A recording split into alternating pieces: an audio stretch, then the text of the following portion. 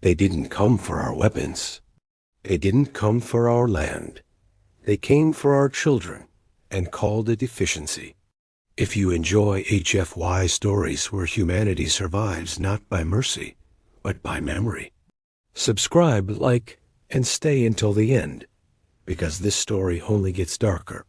You remember the sound first. Not the engines, not the alarms. The label printer. A sharp mechanical click whir echoing through the refugee bay as a metallic arm stamped black text onto gray alloy crates. Bio-waste. Category: non-viable.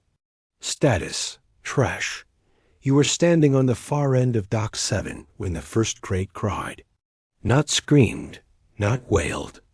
Cried, the soft, confused sound of something too young to understand why the universe had already given up on it.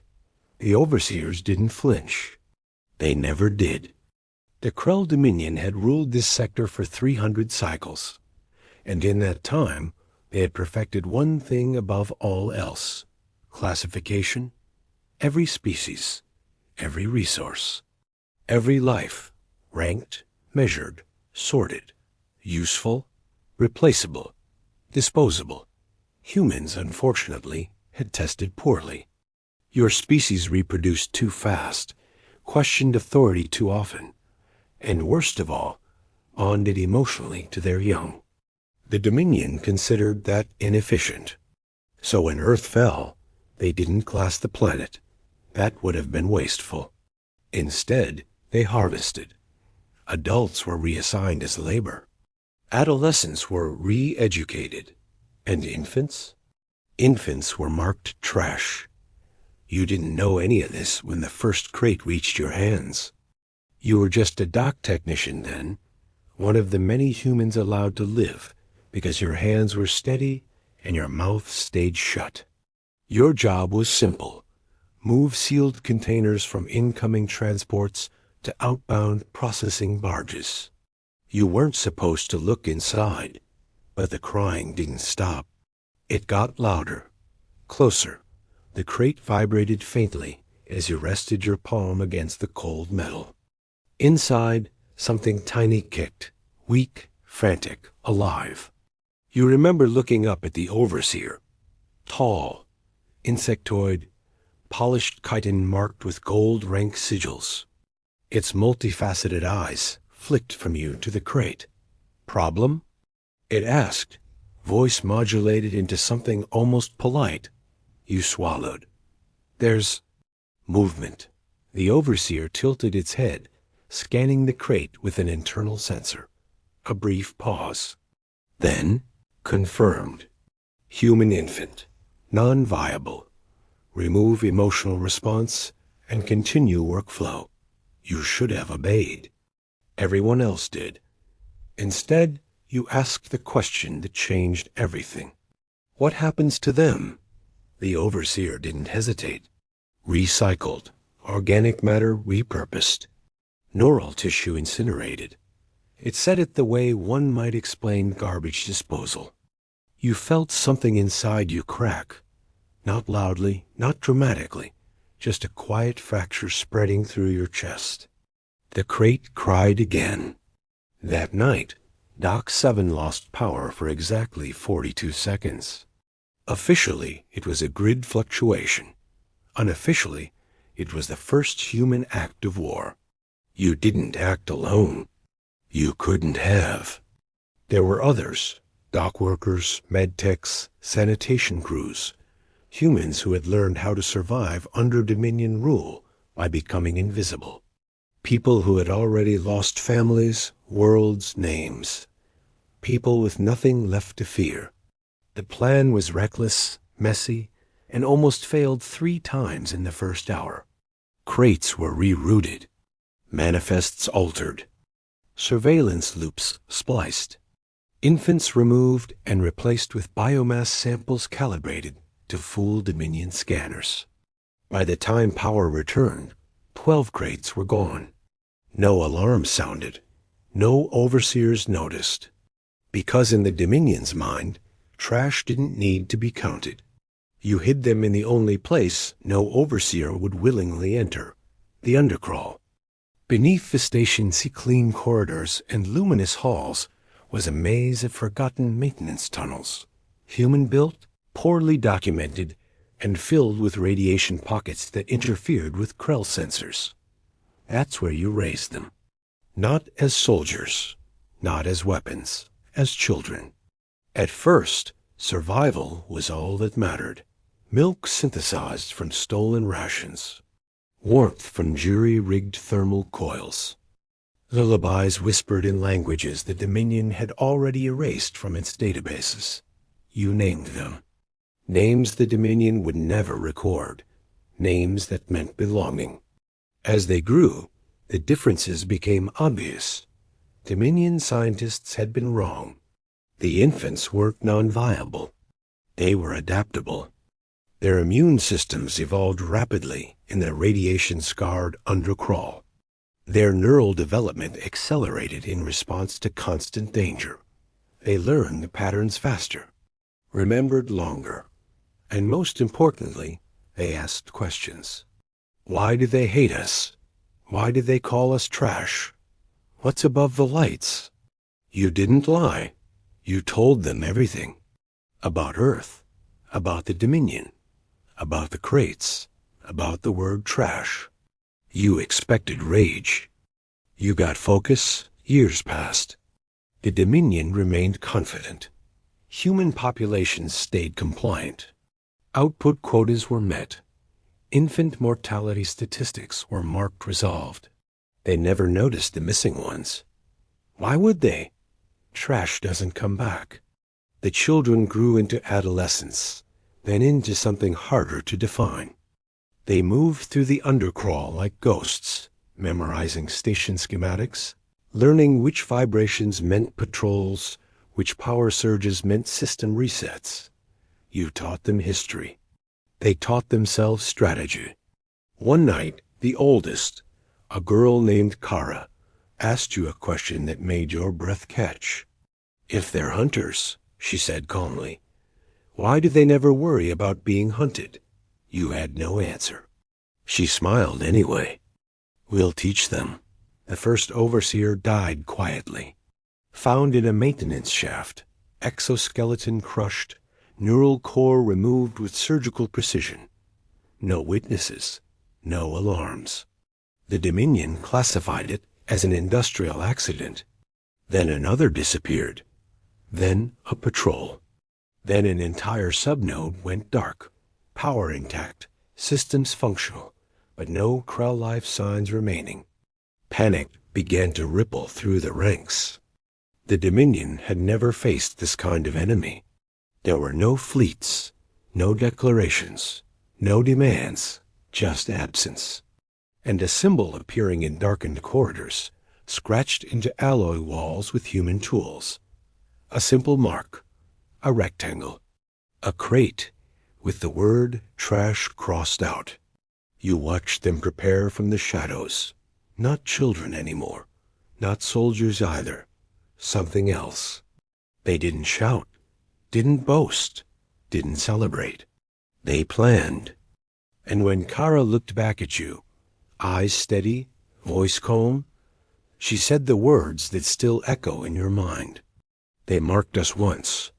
She tightened the straps on her armor, scavenged, modified, human. Now we mark them. The Dominion had a word for what was happening. Statistical anomaly. That was how they explained the missing overseers. The silent sectors. The patrols that never returned, but left no wreckage behind. No plasma burns. No hull breaches. Just absence. You heard the word whispered first through stolen comms, then openly through Dominion broadcasts meant to reassure their citizen species. Localized irregularities, minor labor unrest, human inefficiency. You almost laughed when you heard that last one. Almost, because you knew the truth. The children you had raised in the undercrawl were no longer children. They were learning predators, and the Dominion had taught them everything they needed to know about how hunters think. The first real mistake the Dominion made was curiosity. Krell culture valued dominance, not caution. When something disrupted order, it wasn't feared. It was studied, isolated, dissected. So when an entire logistics node went dark without damage, the High Conclave demanded answers. Specialist overseers were deployed, elite cognition units, tracker drones calibrated to detect even residual neural signatures. They descended into Dock 7 with authority and confidence. You watched from the shadows as Kara and the others observed them in silence. "Notice their spacing," she murmured. "They assume resistance is frontal. They still think in lines." Another replied. "Hierarchies. Command chains." You nodded, throat tight. Humans had once fought wars that way, too. Once. The Dominion search teams didn't enter the undercrawl. They probed it. Sensor sweeps. Radiation analysis. Thermal mapping. Everything except boots on the ground. Krell physiology reacted poorly to confined, contaminated spaces, and their doctrine said trash zones didn't justify overseer risk. So instead, they sent drones. That was the second mistake. The children had grown up dismantling Dominion machines for parts. They knew how they thought. They let the first drone pass untouched. The second vanished. The third returned, its visual feed intact, showing nothing but empty tunnels and flickering lights. Then, 6 seconds before signal loss, something scratched slowly across its lens. Not a weapon. A finger. Human. Panic didn't spread immediately. The Dominion didn't panic easily. But protocols shifted. Security levels increased. Patrols doubled. Non-human labor species were confined. Humans were subjected to more frequent compliance scans. And that was when the children decided to escalate, not with violence, with memory. The first message appeared on a public Dominion terminal, one that served 6 different species and broadcast station-wide. It was a single image. A scanned label. Bio-waste category. Non-viable status. Trash beneath it in clean, unmistakable Dominion script. You taught us what this means. The terminal was wiped within seconds. But Dominion networks, like all empires, were vast and imperfect. Copies spread, screens flickered. Workers whispered. You saw it in their eyes, not just humans, but others too. For the first time, the Dominion's victims weren't silent. They were speaking. The High Conclave convened an emergency session. You didn't see it, of course, but Kara did. She watched through hijacked optics as the towering Krell leaders debated, mandibles clicking in agitation. This is psychological interference, one declared. Human sentimentality weaponized, said another. Locate and eradicate the anomaly, ordered the High Executor. And then came the sentence that sealed the Dominion's fate. Retrieve samples, not destroy. Retrieve. They wanted to study the hunters. Extraction teams were authorized to enter the undercrawl. Fully armed, fully armored, fully confident. You tried to stop Kara. They'll come in force this time, you said. You don't have to. She looked at you, expression soft but resolute. This is what you raised us for, she replied gently. Not to survive, to remember. The others nodded. They moved like shadows slipping into the tunnels, silent, coordinated, impossibly calm. You stayed behind. You hated that. The undercrawl swallowed the extraction teams whole. Not all at once. Piece by piece. A sudden blackout in Section C, a pressure seal closing in Section F, motion sensors triggering, and then going dark. Krell weapons fired wildly, plasma scorching empty corridors. The children never engaged head-on. They used sound, echoes, footsteps, whispers in human languages, the translators couldn't parse. One overseer fired at a shadow and hit another overseer instead. Another ran and triggered a gravity shear trap repurposed from industrial equipment. You listened to the chaos through stolen feeds, heart hammering, and then silence. Not victory cries, not screams. Just nothing. Hours later, the Dominion issued its first sector-wide alert in 3 centuries. Human labor was suspended. Civilian species were ordered to shelter. Krell warships repositioned around the station, weapons primed inward. The prey had finally realized something was wrong, but they still didn't understand what. That understanding came with the next message. This one wasn't hidden. It hijacked every screen, every display, every personal interface on the station.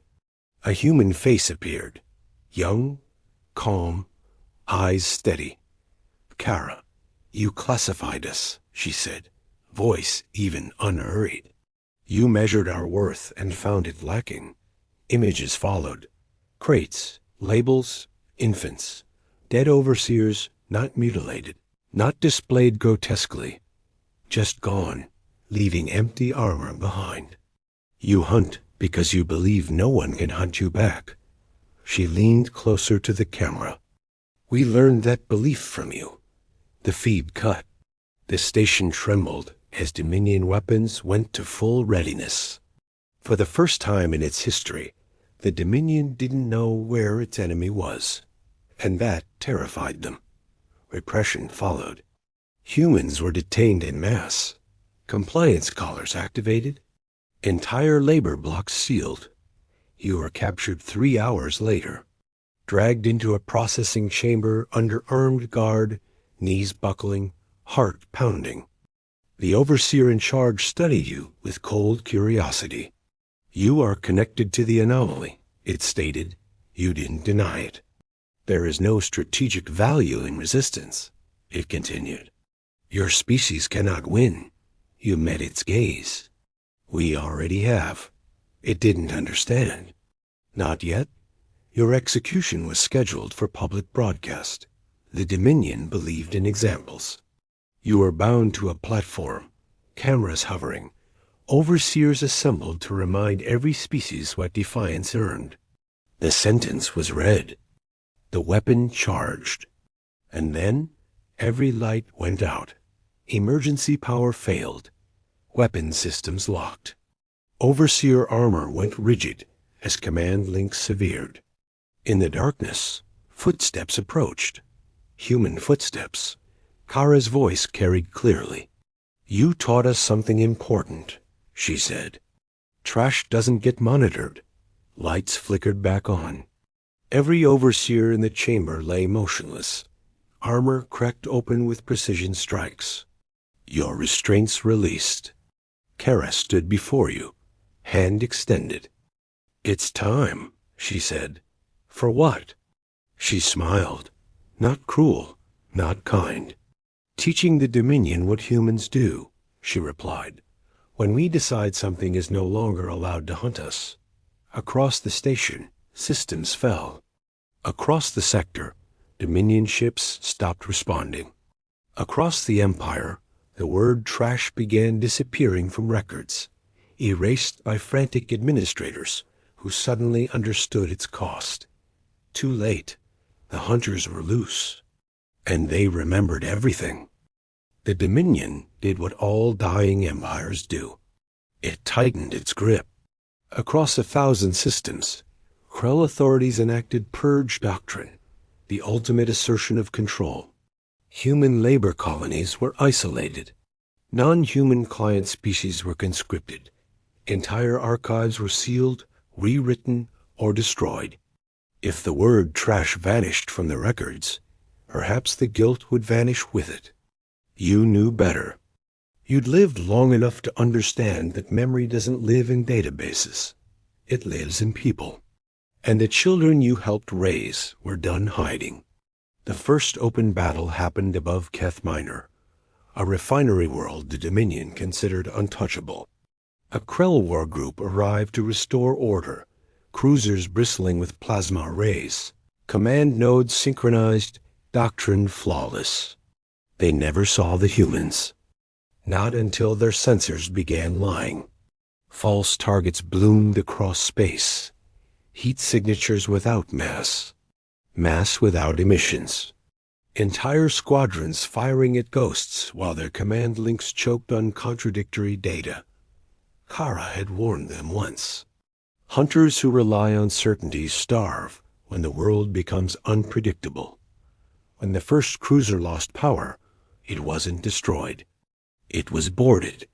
Human strike teams, small, quiet, relentless, cut through corridors with non-lethal precision where possible, lethal certainty where not. They disabled reactors, isolated bridge crews, locked down weapons, then they left. The cruiser drifted, intact but useless. A message burned across its hull in emergency lighting. Remember what you threw away. The Dominion panicked. That was the third and final mistake. They called it an uprising. They were wrong. Uprisings burn fast and burn out. This was something else. This was inheritance. You moved with the children now. No, with the adults they had become. Your role was no longer protector, but witness, advisor, living proof of what had been done. They didn't worship you. They didn't even defer to you. They listened and then decided for themselves. That was the most human thing about them. On liberated stations, they didn't execute overseers indiscriminately. They documented. They opened sealed nurseries, exposed processing records, broadcast footage of classification hearings where infants were weighed against efficiency metrics and found wanting. Across the Dominion, client species watched in horror as they realized the system they served would have done the same to them. Given time, given need. Some revolted. Others simply stopped a bang. Supply lines collapsed. War fleets ran out of fuel. Empires don't fall because they're defeated. They fall because people stop believing they're inevitable. The High Conclave fled to the core. That alone would have shattered the myth of Krell supremacy, but they weren't done making things worse.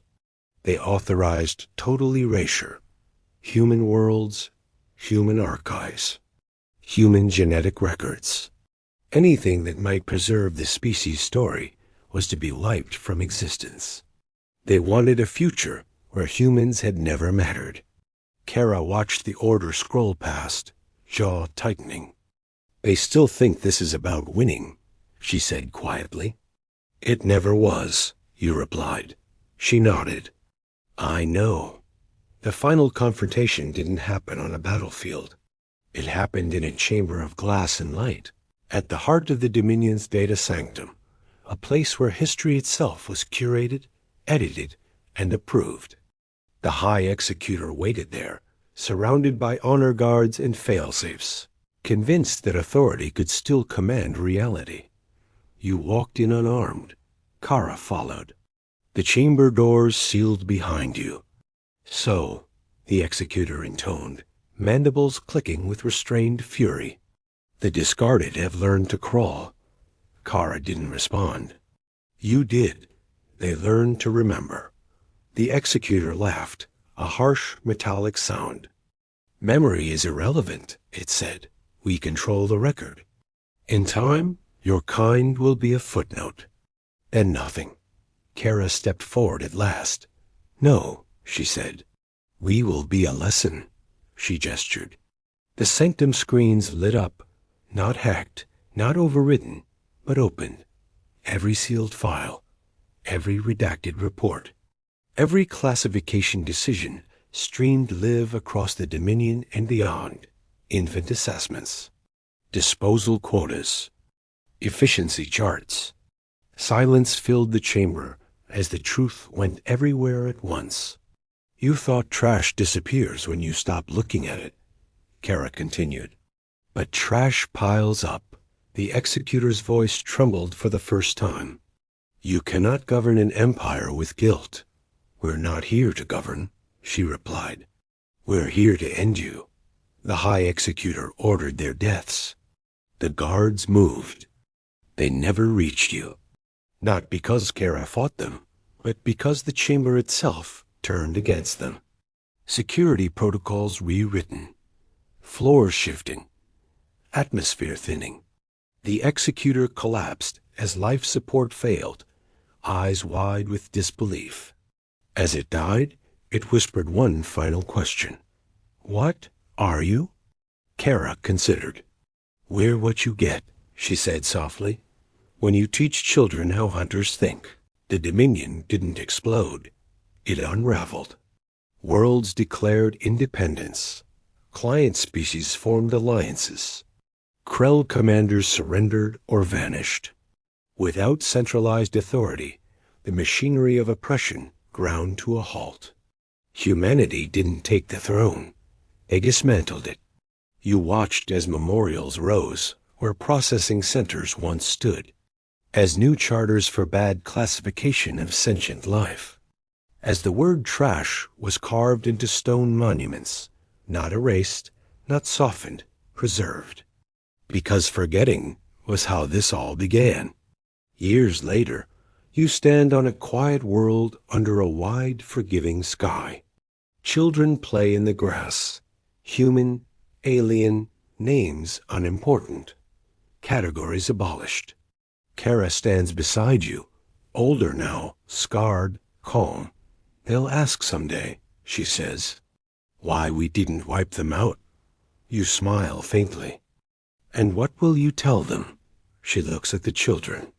That hunters who survive long enough learn something important, she replies. That power ends. Memory doesn't. A breeze passes through the grass. Somewhere, far away, an empire finishes dying. And humanity, once marked as trash, leaves behind the only legacy that ever mattered.